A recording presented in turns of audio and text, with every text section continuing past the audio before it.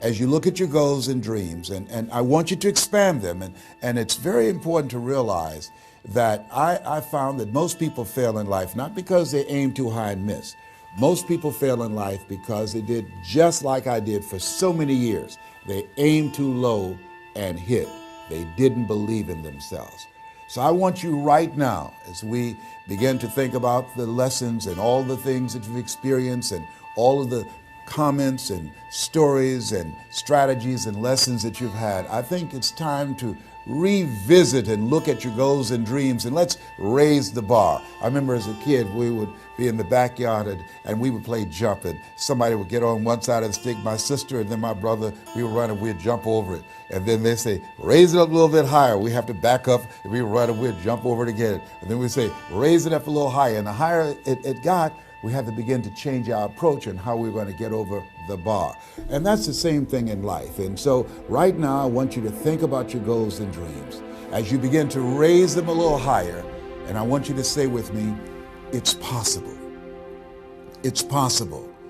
You know, the easiest thing that I do is speak and train people how to speak. Go into prisons and juvenile detention centers, into high schools and colleges. Speak before thousands of people. I can do that in my sleep. Let me share with you the most difficult thing I've ever done in my life. And it took me years to do. And that was to believe that it was possible. To believe that I can do it. Given my circumstances, born in an abandoned building on a floor, being adopted, being labeled educable mentally retarded, failing twice in school, no college training, never worked for a major corporation. To believe that I had something of value to say, that somebody would want to listen to me, to believe that somebody would pay me to talk to them. Have you ever thought about something you wanted to do and you talk yourself out of it? I remember going to see Zig Ziglar, who I consider the #1 motivational speaker on the planet, and Dr. Norman Vincent Peale when he was alive, and Robert Schuller. I used to see them and I would be so pumped up and inspired after hearing Jim Rohn, who recently passed, one of the great motivational speakers of all time, and Charlie Tremendous Jones. And I would go to my car pumped up, saying, yes, yes, yes, I can. And then after a while, my mental condition would kick in. I would say, Les Brown, you can't do that. You don't have a college education. Les Brown, you can't do that. You don't even know who your parents are. Les Brown, you can't do that. You failed twice in school. Come on. Ever thought about something you wanted to do and you talk yourself out of it? There's a proverb that says, if there's no enemy within, the enemy outside can do us no harm. That's why it's important that you make it a point every day to review these lessons, to get them deep, not only in the conscious mind, but the subconscious mind, and get them in your spirit. Well, how often should I do it? Do it until you are producing the results. That's how often you should do it. And you never stop, because once you stop, that's when those negative thoughts will come back. Once you stop, that's when you will begin to doubt yourself. Once you stop, I'm telling you what I know. Yes. Every day, it's a selling job on you. It's possible. I can do this. I can make this happen. No matter how bad it is or how bad it gets, I'm going to make it. It's possible. Yes, your dream is possible. Say that to yourself every day. Feed your mind with words that you write and words that you hear and words that you speak to yourself. Feed your faith, and your doubts will starve to death. Say to yourself, it's possible. It's possible. It's possible. Even when you have no evidence to point to, say to yourself, it's possible. There's nothing as powerful as a made-up mind. It's a struggle sometimes to do that, especially when you have people around you telling you that it's not possible, that you can't do it. And they're constantly pointing out your failures of the past, constantly reminding you of all of the things that you don't have going for you. I'm reminded of the story of the two little boys that were playing on some ice during the winter. And as they got further out on this ice, one fell through the thin ice and And so the little fellow that was still on top of the ice, he was trying to save his little buddy. And he couldn't reach him. He was trying to pull him. He could see him through the thin ice as he got further away from him, struggling. And he couldn't reach him, and he's trying to break the ice, and he couldn't do it. And he looked around, and he saw a tree in the distance, and he ran, and he got up on the tree, and he pulled and broke down an enormous-sized branch and came back and savagely began to beat that ice and broke it. And miraculously, he saved his friend.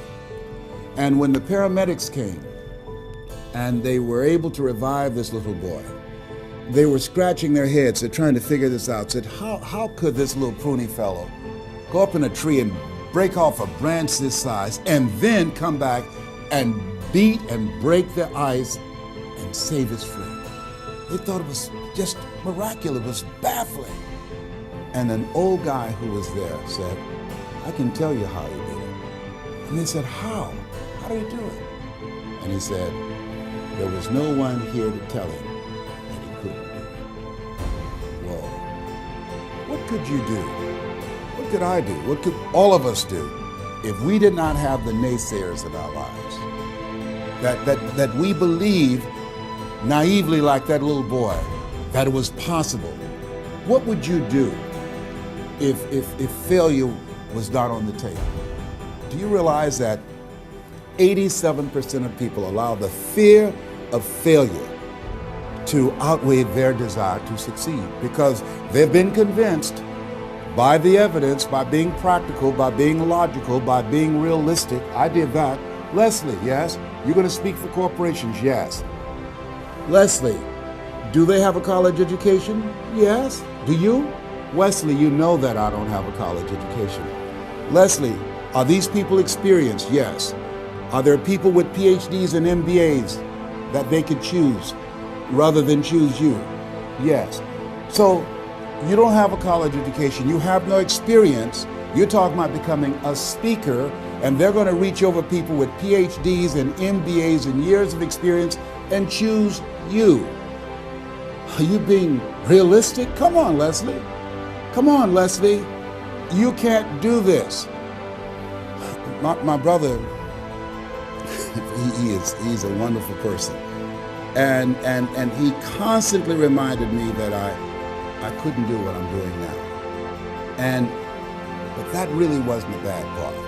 The real bad part was I convinced myself that I couldn't do it. Not only because of those things that he pointed out, being practical and realistic, but also that within myself, I didn't believe what Mike Williams, my mentor, said was possible for me. Have you ever had somebody who believed and saw something for you that you didn't see for yourself? And here's how I escaped that. I discovered that sometimes you have to believe in somebody's belief in you until your belief kicks in. So here's what I am believing for you. The goals that you right now have, the things that you have envisioned for yourself, this is a reflection, what you've done thus far and what you are engaged in doing. It's what's possible for you right now. But there's even more. You don't even know what's in the future. Eye has not seen, ear has not heard. If you believe in yourself, if you constantly remind yourself after every defeat, after every setback, every time you get knocked down, I've got a saying, if life knocks you down, try and land on your back, because if you can look up, you can get up. See, a lot of people, because of failure, they stop believing. Let me share something with you. You will fail your way to success. Yes. 8 out of 10 millionaires have been financially bankrupt. You will fail your way to success. It doesn't matter how many times you fail. It doesn't matter how many times people tell you that you can't do it. It doesn't matter if you don't have a dime in the bank. You will fail your way to success. What's very important is you're believing in yourself. You're constantly saying, somehow, some way, I'm going to make it. I remember a lady out of Detroit, Michigan. They called her Martha Jean the Queen. And she had a motivational message she gave all the time on the radio. And the question she would ask was, do you really want to win? Do you really want to win? And she said, if you really want to win in life, you've got to believe in yourself when no one else does. You've got to believe in yourself. See, it's easy to believe in yourself and to have faith if you have a good bill of health, if your relationship is working out fine, if you have money in the bank, if you have a secure job, if your mortgage note is paid current, if the children are acting like they have good sense. It's easy. If you go to a doctor, they say, oh, you're doing real good, I'll see you next year. It's easy to have faith then. Let me tell you when it's really tough to have faith. When you lose your job, when you lose your retirement, when you go to the doctor and they look at you and say, you have cancer. Cancer is the most feared word in 7 different languages. That's when it's tough to have faith then. And that's when you need to call on your faith then. They said faith is the oil that takes the friction out of living. That's when you need to believe in yourself then and judge not according to appearances and say to yourself, it's possible. It's possible. I can make it. It's possible. I'm going to get through this. It's possible. I'm not going to allow this to get the best of me. Yeah. I don't know what you're up against. I don't know what you're facing, but here's what I do know. You've got something special. You've got greatness in you. And I know it's possible that you can live your dream.